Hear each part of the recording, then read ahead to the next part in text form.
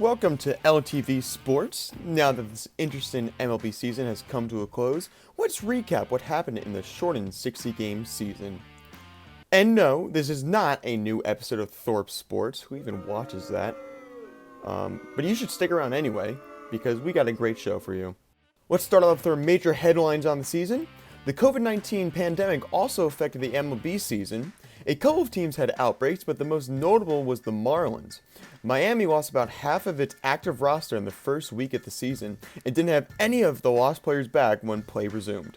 Despite that, the team came out of its quarantine period scorching hot and managed to finish second in the NL East in spite of a clear talent gap that should have separated them from competing teams in the division.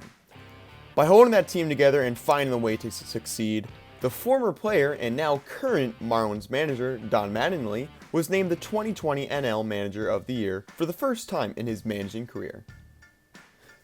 The second major headline of this wacky MLB season was the unwritten rules stories with Fernando Tatis Jr. On August 17th, Tatis hits a grand slam on a 3-0 pitch while his team was leading by 7 runs against the Rangers. He's up in the pen right now.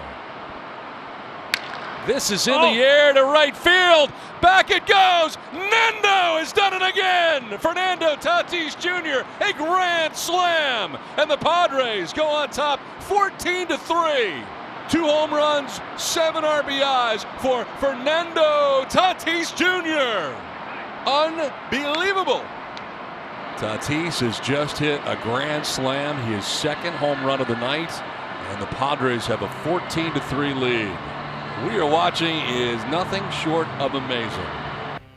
This was seen as running up the score by the Rangers, and Fernando Tatis Jr. was soon called out by the Rangers manager, Chris Woodyard. Yeah, I think there's a lot of unwritten rules that are, constantly being challenged, I think, in today's game. So, yeah, I didn't like it, personally. When you're up by 7 in the 8th inning, it's typically not a good time to swing 3-0. That's kind of the way we were all kind of raised in the game, but, like I said, the norms are being challenged on a daily basis. So just because I don't like it doesn't mean it's not right, but I don't think we liked it as a group. Then the following day on August 18th, Tatis steals third base with 2 outs against a pitcher who threw behind a teammate. On August 23rd, Tatis swings on a 3-0 pitch again while winning by 9 runs against the Astros. And then on August 30th, Tatis stretches a single into a double despite leading by 8 runs against the Rockies. All of these were seen as disrespectful acts and against the unwritten rules by some of the older school MLB fans. This brought into question if we should still follow these unwritten rules in this new age of Major League Baseball. The debate still goes on today, but no matter what side you're on, you gotta admit Fernando Tatis Jr. has been an excellent player for the San Diego Padres, and he has been very fun to watch and will probably headline that San Diego lineup for many years to come. Now those top stories out of the way, let's go down to our final/top 4 teams that remained in the playoffs by the end of the season. We'll start off with the Yankees. The Yankees won 33 and lost 27 games. Their team MVP was DJ LeMahieu with a .364 average that led the AL, 10 home runs, 27 RBIs, and a 2.8 WAR. DJ LeMahieu was scorching hot this year, and many teams hope to land him as he goes into free agency this year. Now let's turn to the Yankees Play of the Year.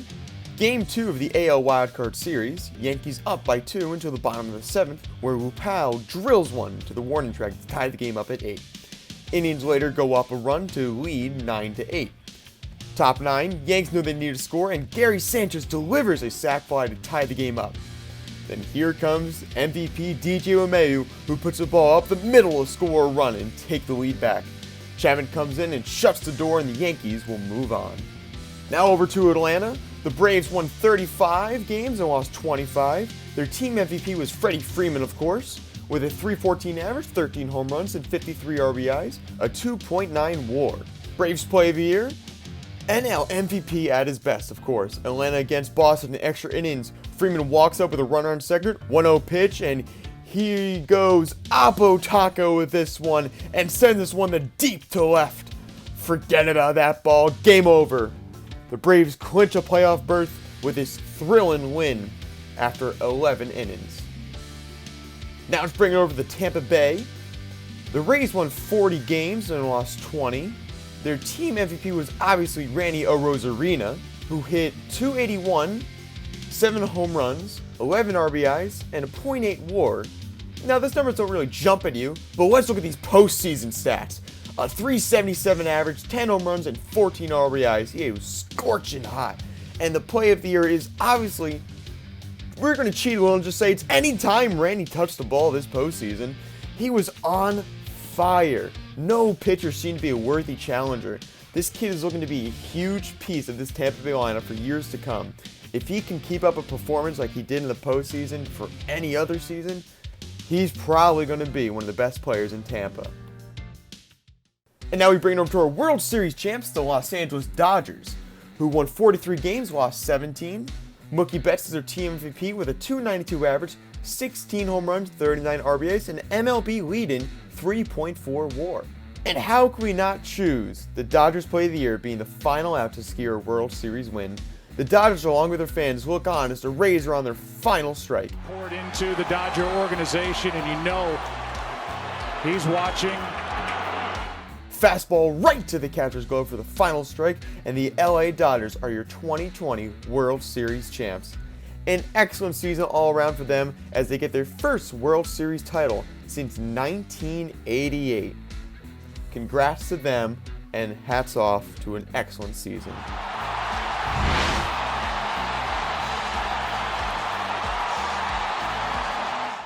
As the season concludes, let's all hope next year returns to normalcy and we get a full 162 game season that's as action-packed as ever. But for now, we have free agency to look forward to. Tune in next time for more LTV Sports. I've been yours truly, Chris Hunt. Have a wonderful night, Ewan.